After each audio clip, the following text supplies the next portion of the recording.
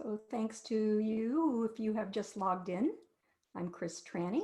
The talk during this hour is Stop, Go, Slow, a mindful approach to conversations that matter. I'm so glad you're here.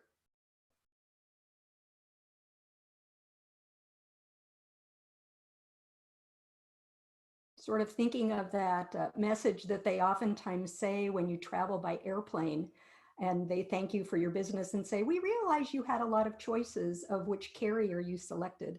So I realized today you had a lot of choices about which talk you could sign up for in this particular slot. So I'm glad you're here. Very glad you're here.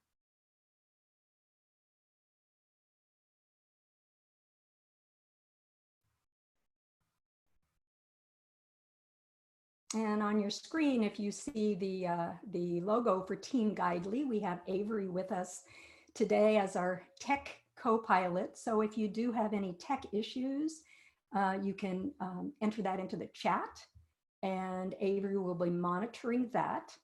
When it is time for us to interact, you and me, all of you and me, we're going to use the Q&A function in Zoom. So we'll talk more about that when we get there. Just one alert, I will not be following the Q&A while I'm speaking. So if you do have a question, you just, you could go ahead and put it in if the function will work, or jot it down while we wait for the function to come up. But just know that I won't be stopping midstream, but I will leave some time at the end where we can chat, so.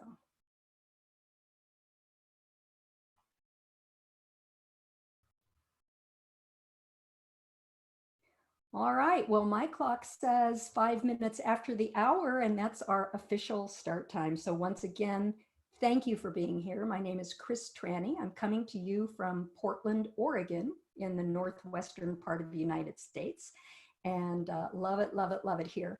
I'm a Colorado native, but have been here for 6 or 7 years and absolutely love the Pacific Northwest. So I'm thrilled that you're here. As I said, I know you had lots of choices about what you could be doing in this hour, and I'm glad you picked this one, and hopefully you'll be glad too. So as I mentioned, I am going to share some slides. So let me just take a moment to get slide sharing up and running.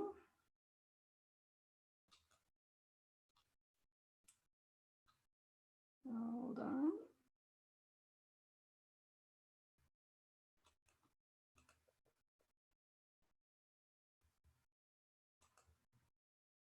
Looking for the slides. There we go.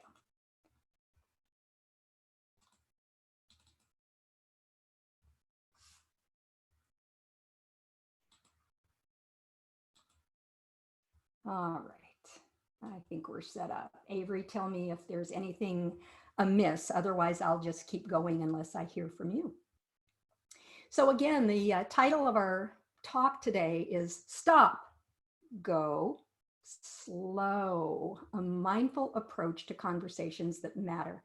I'm thrilled to be here. I have been a conversation coach in one form or another for many, many years. And I'll tell you more about that in a second. But one of the things, actually two of the things I love most right now in terms of studying as well as practicing in my own life is conversations and mindfulness. So I hope to bring to you some of the interesting things that at least interest me. So the first thing about conversations, we know this, right? Words matter. Words matter. I'm going to emphasize that today since we're talking about conversations. And let's start with this big word, empowered, which is the theme of the summit today.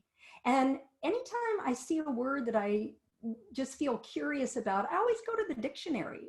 I sort of know what these words mean, obviously, but I like to go and double check.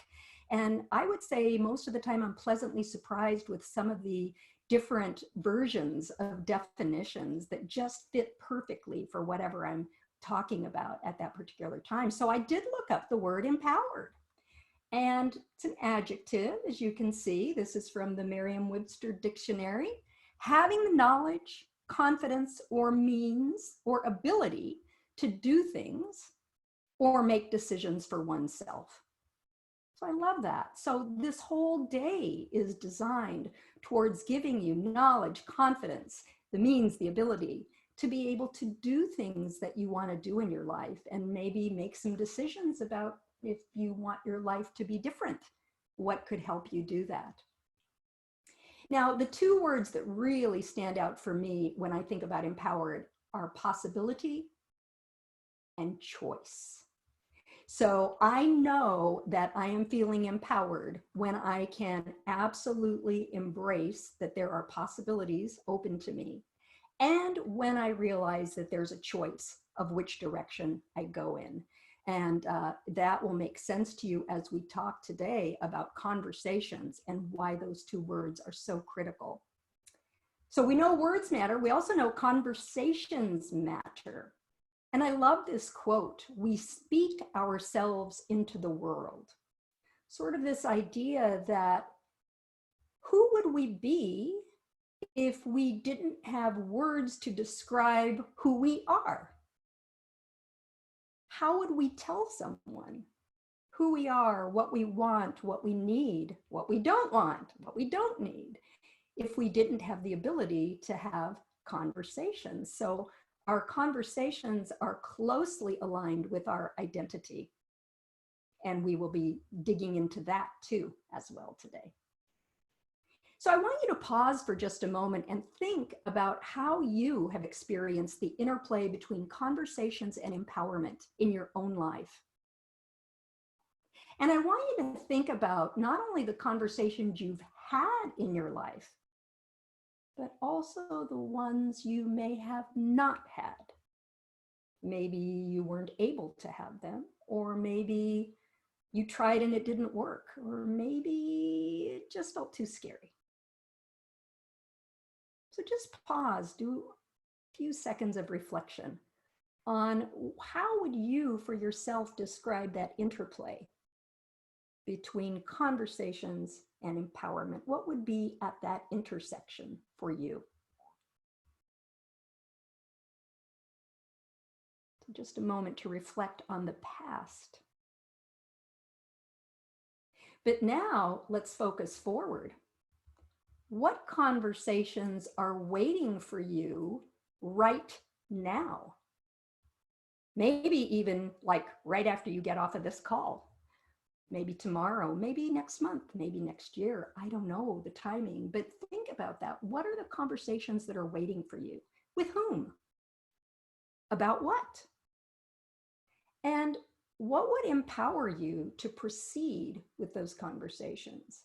Even if they don't feel particularly challenging, what would help you kind of take a fresh, new look at how you approach any conversations with anybody? And I hope that's what you pull out of today's talk.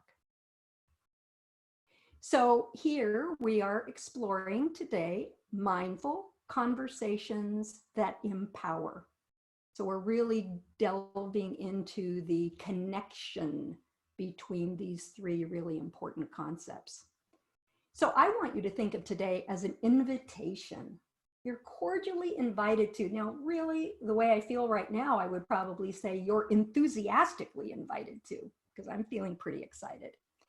So you are cordially or enthusiastically invited to increase your level of awareness around mindful conversations and empowerment, increase your appreciation for how conversations can empower you, particularly if you're mindful, and how you could develop greater agility. I love that word. You know, when I think of agility, I think of a ninja that's moving around and able to respond in a moment's notice. And that's kind of my aspiration as a conversation junkie, we might say, a conversation aficionado, of how do I get better and better at moving around elegantly and effectively in a conversation, even when I get thrown with some things I didn't expect.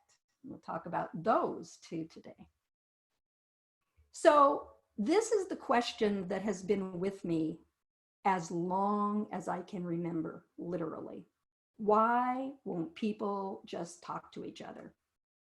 Okay, this is me, second grade school photo. Yes, my mother used to like to give me perms. My hair is really straight, but every year before school, I'd get this wonderful perm, and you see the result of that. So I can remember even around that age, second grade, 6 or 7 years old, um, hearing my parents argue, hearing my brothers argue, hearing people get upset about different things. And in my naivete, I would just pause and ask myself, well, why can't people just talk? Or what makes it so hard for people to just talk and say what they're feeling? Well, fast forward to my 20s. Yes, that is me, nursing school graduation picture. I went to nursing school right after high school. And little did I know that I was going to be attracted to cancer nursing, oncology nursing. Now, back then, this was a long time ago, cancer nursing was really kind of just new on the horizon, because at that point, there was still not a whole lot that was being done for people with cancer. It was really quite, you know, it was tough. We're talking about the 70s here. There weren't a lot of treatments, and prognoses were not so good, and diagnostics were not good. Treatment was not good. So it really was a time where people would get diagnosed with cancer and feel like it was a death sentence. So very, very early in my practice as an oncology nurse, I started just leaning into how to help patients and families talk about the diagnosis, about the treatment options, about the prognosis. And that includes going up to people maybe getting better and being in remission. It also is people who had to face death, and even being with patients and families at the time of death and families after death. So I really did, quote, cut my teeth, as the saying goes, during that period in my life on how to really help people talk about things that are hard. Well, then fast forward one more time now to my 40s. I know that's not a very, very clear picture, but it's the only one I had of me standing by a flip chart. I had transitioned from healthcare into the corporate world to do leadership development and communication coaching. And I had many different job titles during my time in the corporate world, but the one thing that was consistent throughout was I was always helping people talk about things that were hard to talk about. So now for the last 15 years, I've had my own coaching and consulting business, and that is still what I do. It's what I think I'm best at. It's what I love doing, and it's what people have told me over and over and over again they appreciate about my work. So going back to this idea of words really do matter, I'm going to unpack this title, A Mindful Approach to Conversations That Matter.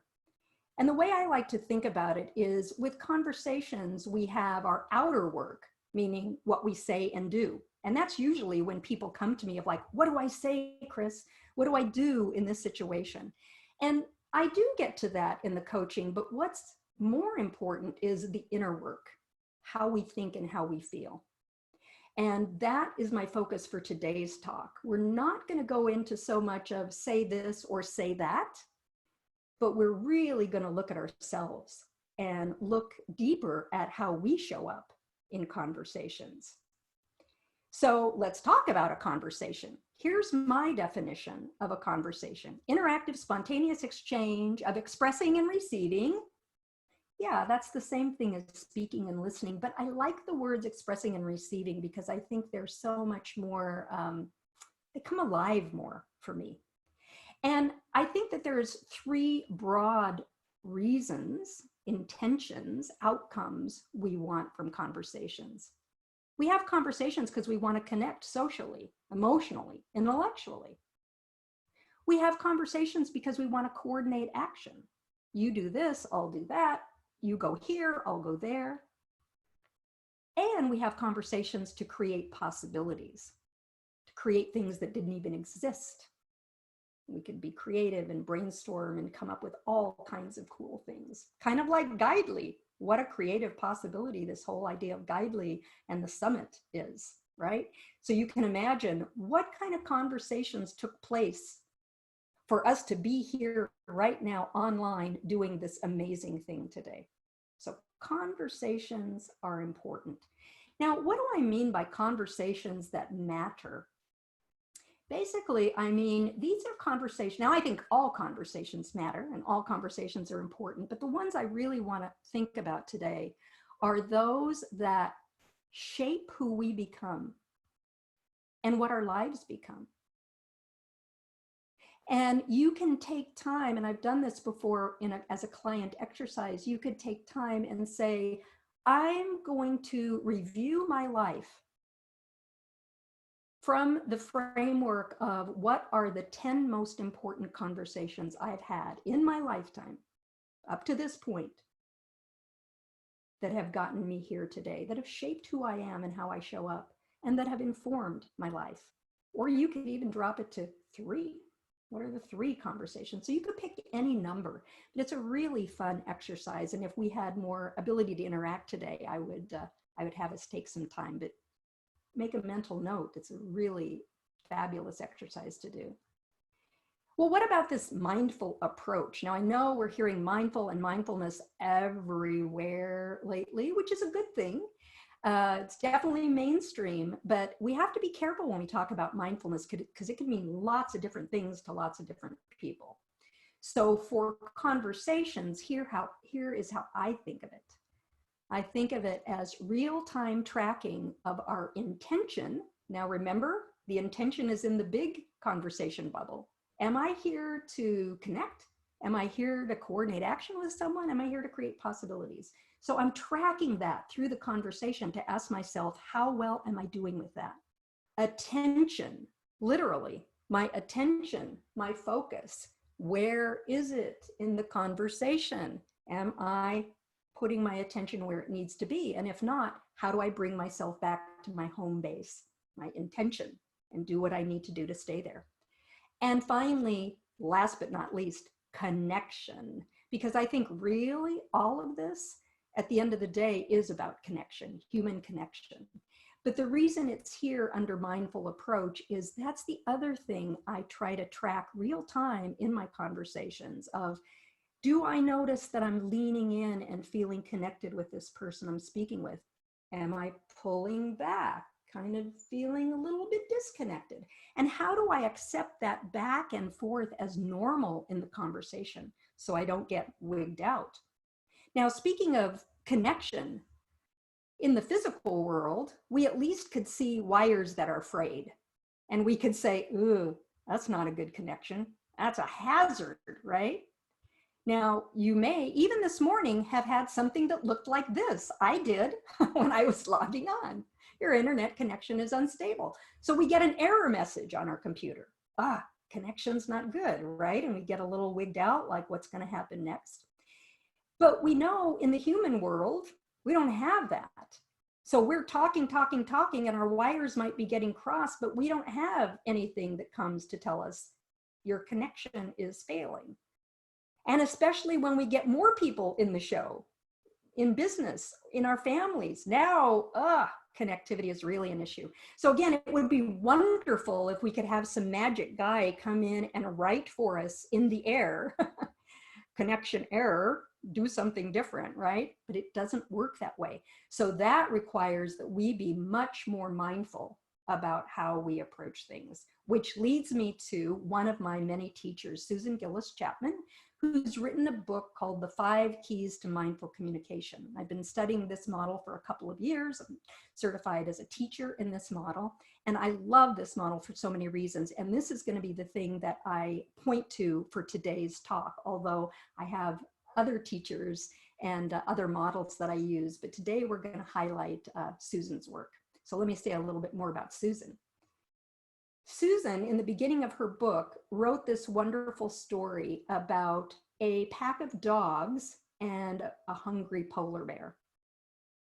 And these photos came from a National Geographic project where the National Geographic photographer had heard about this story. I believe it was in Canada, somewhere in Canada, where a polar bear, a hungry fierce polar bear was befriending these dogs. So, oh my goodness. She saw these pictures. I particularly love these last two because who could have imagined that this kind of thing would happen when you first think about this is a fierce, not a good connection, and here, look at what's happened here. Feels magical. So she was so inspired, and she tells the whole story about this as she was writing the book. I believe this was back in 2017, something like that. So, so that influenced her a lot about how can we overcome defensiveness and fear to be connected, as you're seeing in these photos. So here she is holding her book, and a couple of things that I wanted to allude to from those pictures, and this is a direct quote. When I first saw the National Geographic photos, I was observing the defensive strategies I used with the hungry bears in my life. So she started doing a lot of contemplation about how does she show up with her defensive strategies. She goes on to say, by merely paying attention to my interactions, I learned two lessons. First, I realized how I distort my view of other people when I'm reacting defensively. But I also saw that when I open up and see another person in a fresh way, my self-image transforms. Interesting. And going on the surface, these two insights might not seem to be a big deal.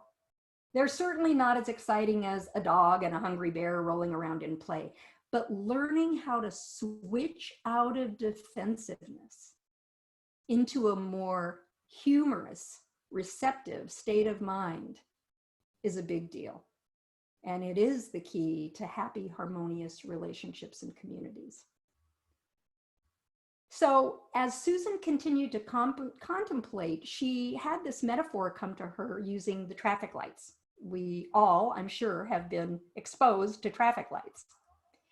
So she noticed that the conversational patterns that she and many people that she worked with, she was a therapist at the time, had what she called green light patterns that were more open, like traffic's flowing, everything's fine.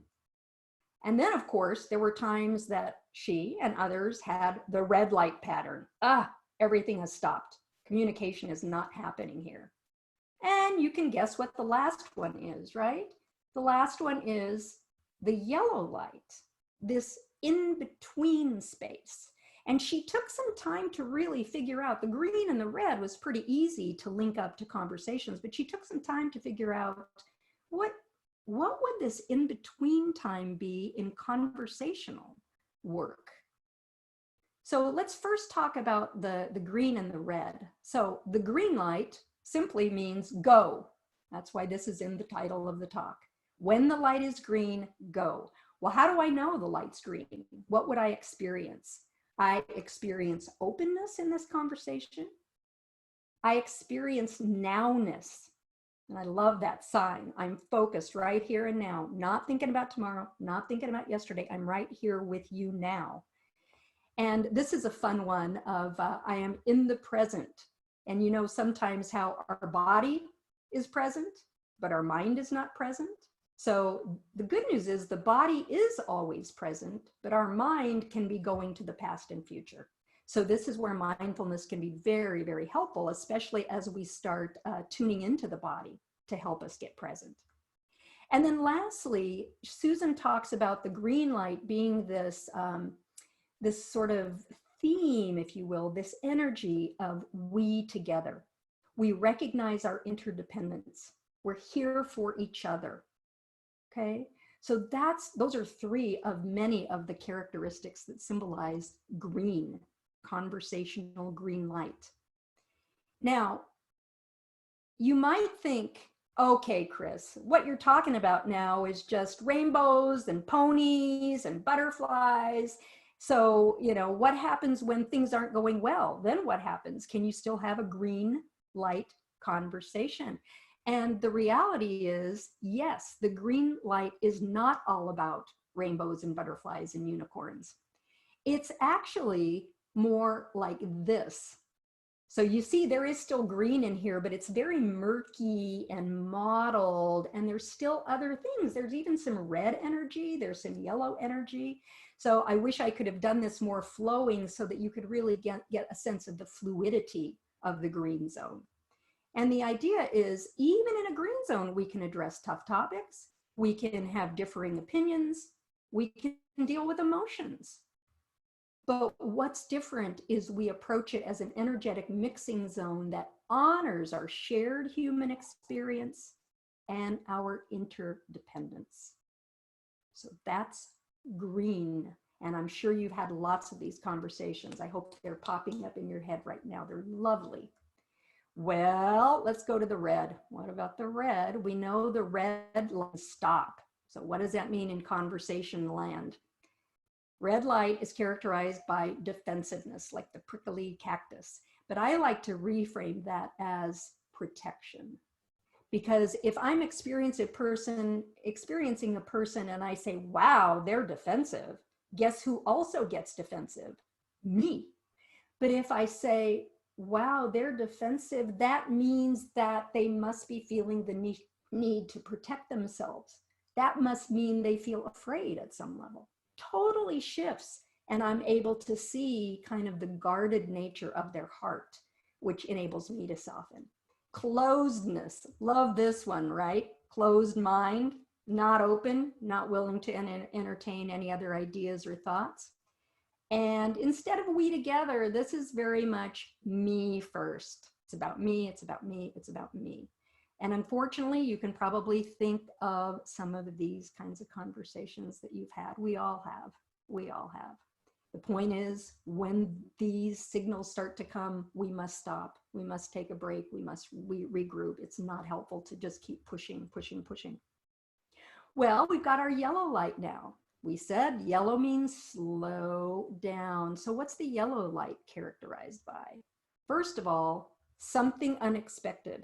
Typically what happens when we know we're in yellow is we get a little bit of a jolt, like, whoa, what just happened here in this conversation? Wow, I can't believe he said that.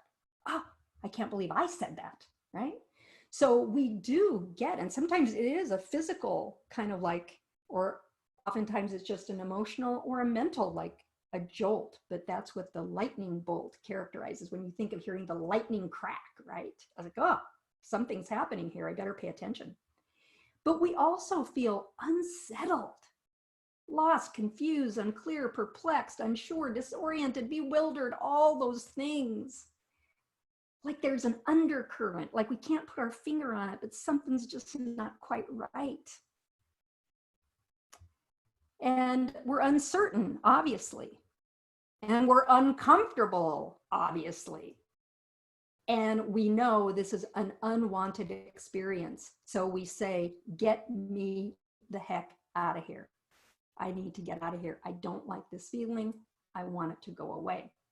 But really, the key is, and you'll learn this when we talk more about how to work with the yellow zone, is the yellow light is, notice all these words start with you. It hit me as I was preparing these slides. The advice is come back to you.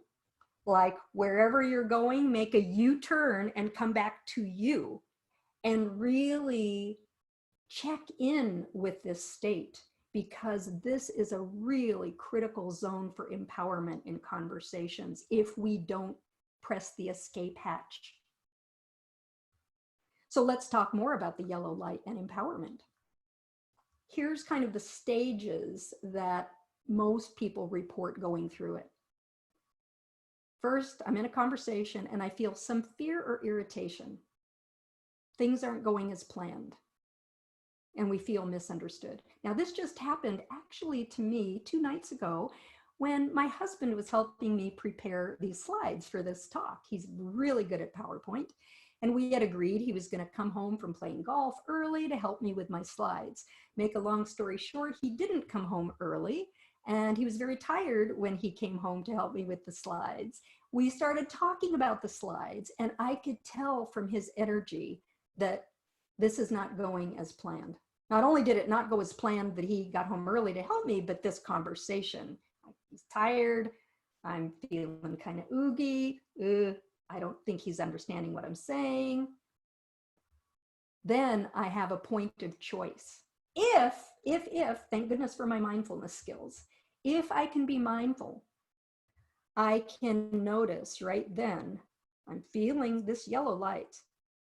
Part of me wants to just abandon, eject, exit.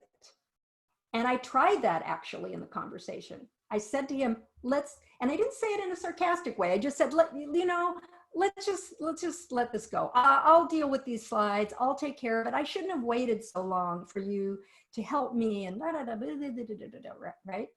That turned on his yellow light.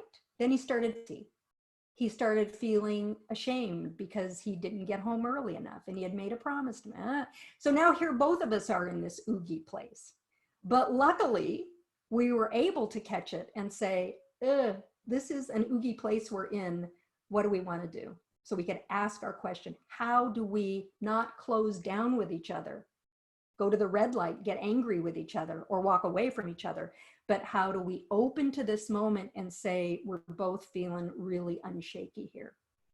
So the key question for us becomes, how do we handle the pain of sudden disconnection? Because that's what happens in this yellow light. We feel that jolt, we know we're disconnecting from this person, and we're feeling very unstable and ungrounded. So the key is, if we can learn how to be with the pain of self-doubt and fear that comes from this loss of connection, we can hold steady and restore our confidence and rebalance our body, heart, and mind. So let's talk about that. Here's kind of the big sort of crescendo for the talk, and then we'll go into some interaction.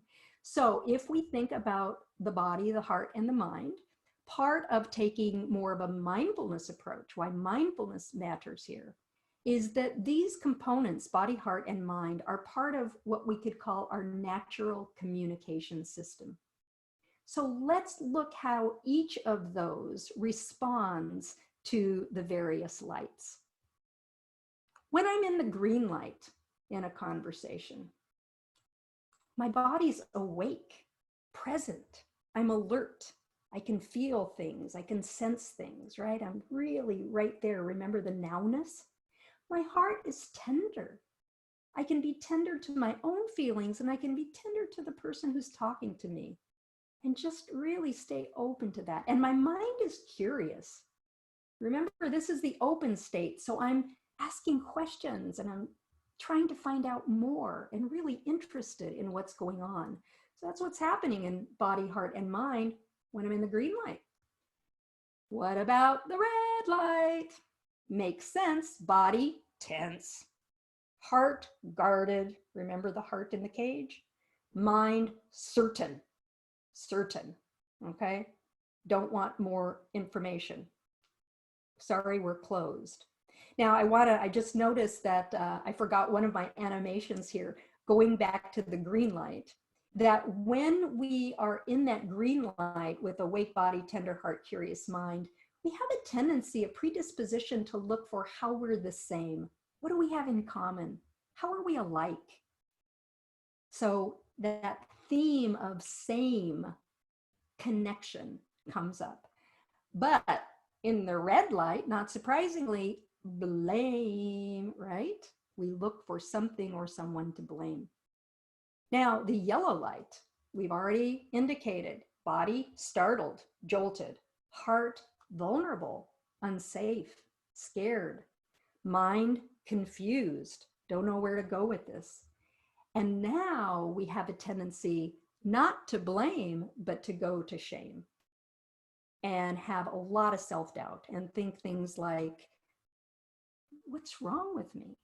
Why can't I communicate? Why does this person do this to me? They must not like me, right? Or whatever. We have so many different voices that can come up that have at the core shame. And certainly if you've studied any of the Brene Brown wonderful work, she's the expert, right, in all of this vulnerability and shame. So that's what happens when we get into this yellow zone. So I hope these words can give you some signals. Even though there's so much more to learn about these three zones, I want you to think about, as you check in, in a mindful way, how would you describe your body? Think about it right now. What word would you use right now for your body? I hope awake. What word would you use for your heart? Hopefully tender, especially as you listen to the story of me struggling with my husband. That wasn't fun, right? And you probably can relate to that story. And I hope your mind is curious, wondering more about this model and the work that we're talking about. So when we practice mindfulness with this, our repeating question is always, what's happening right now? So if I'm in a conversation or not in a conversation, if I pause with my eyes opened or closed, and I ask myself, what's happening right now? What's happening in my body? What's happening in my heart? What's happening in my mind? And as I can bring attention to that, I can begin to notice it, notice each one of those, body, heart, mind, and maybe recall some of these words. So I notice this is what's happening right now. I name it: body, awake; body, tense; heart, guarded, right? So just name what's going on. Normalize it. This is so important, because if we go to that place of pathologizing and saying or acting like something is wrong with us, that's a no-win situation. But instead, my two favorite words to use here are, of course I'm feeling this way. Of course I'm feeling this way. And then I can relax into it. And then finally, know it. Know it. And what I mean by that is make friends with it. Welcome it. See what it has to offer you. Wisdom is coming through in all of these channels if we pay attention to it. So when we welcome these experiences, no matter where we are on the chart, we can learn so much more about ourselves and so much more about how we connect with other people or not. So that's the model. That's at least the high level model. Now I want to hear what's resonating with you. What have you heard that gives you a feeling of, oh my gosh, I totally get this. Been there, done that, right? So I'm going to get back to my screen here.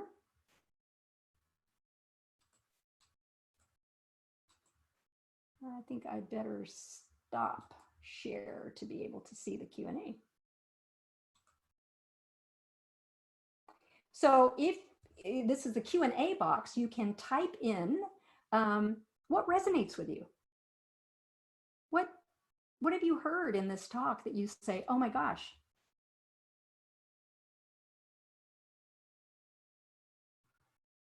Okay, so we have something in the chat, I see. If you would go ahead, if you want to comment on it, if you could do the Q&A box, which is next to the chat, between chat and, there we go, there we go, there we go. Let me enlarge this so I can read this. How can you get out of the yellow? And more importantly, how can you get out of the red? Well, the first thing about the red is that, again, you have to notice that you're there. And my advice is we need to know what our first earliest sign is of red. So if we think about ourselves getting defensive and guarded, what would be the very first sign you would get? Some of us get it more viscerally, like, oh, I feel like I'm going to throw up. Some of us get it like, my hands are sweating. My neck gets red, right? I start getting hot. So I want you to really pay attention with your mindfulness to figure out what is my first earliest sign of defensiveness, and then how do I take care of myself? Because it's still important to protect yourself. But what happens with defensiveness, we get those early signs and we put way too much defensiveness forward than we need. So we only want to give enough to feel safe again. We don't need to overdo it. And how do you get out of the yellow? Again, it's acknowledging it. The first step is knowing you're there. And then, as I said, name it. Having a yellow zone experience. How do I sit with it and hold steady and get back to a grounded place? Then make a choice about what to do next. So this is why mindfulness in some ways is always the answer. You've got to know where you are first. Stay steady.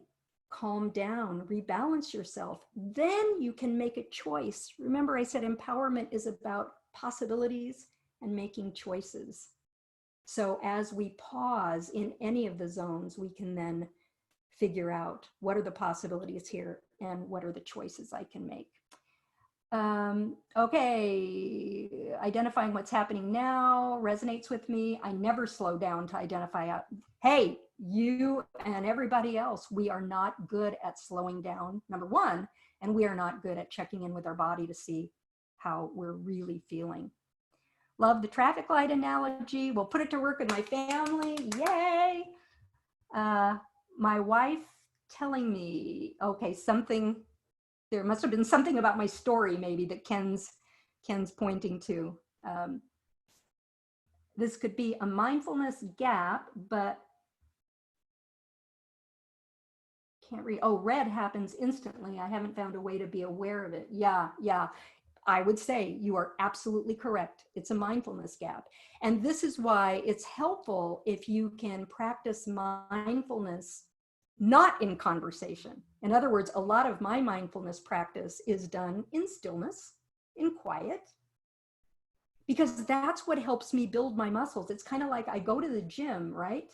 And I do my exercises at the gym to get stronger so that I can function better in life. I don't go to the gym just for the sake of going to the gym. I go to get stronger, to take that strength into my life. When I practice mindfulness, I practice in silence on my own so I can build my mental and emotional muscles so I can go be more effective in the world. So please, please, please, and there's so many resources on mindfulness these days. Yeah, I wish there was more time. I could give you lots of other ideas, but yeah, you want to start really being able to detect early warning signs, detect them and track them. And you'll learn a lot about that. And then you can make choices. Noticing when red is about to happen. Yeah, exactly. That's right. Of how do you just become more mindful to really notice that? And I know we need to wrap up here soon, but notice when you're in the green light. When I have green light conversations, sometimes I just kind of relegate it to, oh, that was just so magical. I was just in a good space. He was just in a good space. Maybe so, but the qualities that we talked about, the openness, the tender heart, the awakeness, the aliveness, the nowness, because you can also start learning so much more about that. And when you can bring mindfulness to that, to the green zone, it is absolutely blissful from a connection standpoint. That's why it does feel magical, but it's not magic. It's not magic. Remember, you're in this mixing zone of all these wonderful things, our shared humanness and our ability to acknowledge that we are interdependent. And we certainly know this now, that we got to count on each other. It's the only way we're going to get through some of these hard things that we're facing in our lives and in the world.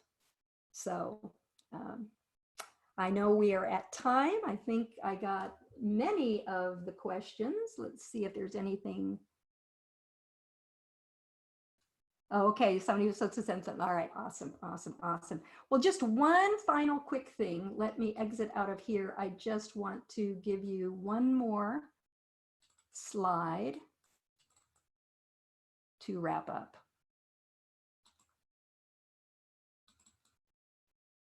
Is the slide share working? I hope, yeah.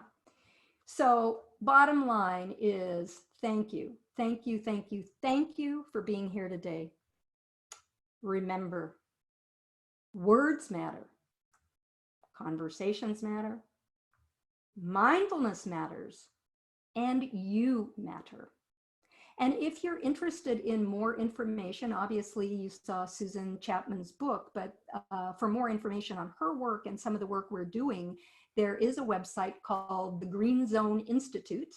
And part of what we're just rolling out is called the Green Zone Connection, which is going to be a new online community forming, so that we can bring some of this model of these skills and these distinctions out to whoever might be interested. So as it says in the circle here, it's really a global movement. That's our vision, a global movement to bring about the best in human interaction.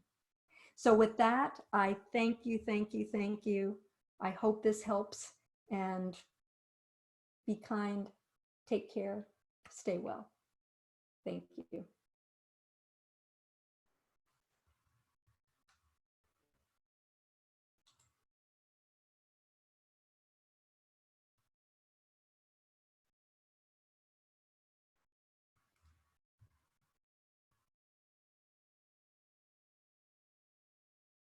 Are we good, Avery?